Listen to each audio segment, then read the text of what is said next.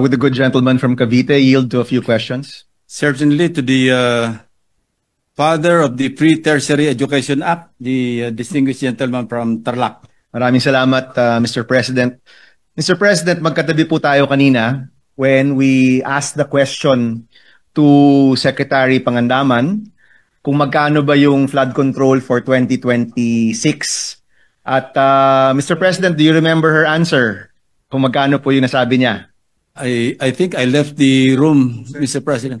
Mr. President, ang nasabi po niya, 275 billion pesos 275 billion. for 2026. That's huge, Mr. President. Napakalaki, Mr. President. And itong 275 billion po, according to former Secretary Bonoan during the previous Blue Ribbon Committee hearing, nakadivide daw po ito equally among all legislative districts.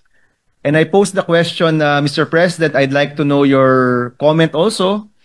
Tama ba na i-divide na lang yung flood control equally to all legislative district, whether there is flooding or no flooding, Mr. President? If you're asking my opinion, it should be equitable and should be on need basis.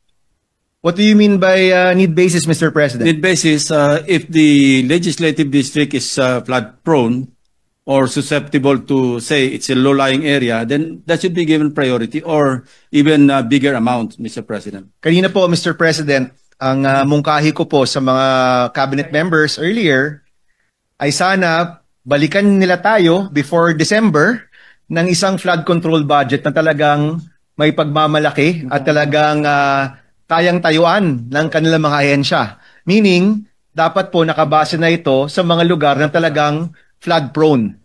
And Mr. President, there was also one suggestion na gamitin natin yung Project NOAA kung ano ba yung mga lugar na talagang flood prone at sana dun mapunta yung flood control budget na sana maibago pa ng ating executive department, Mr. President.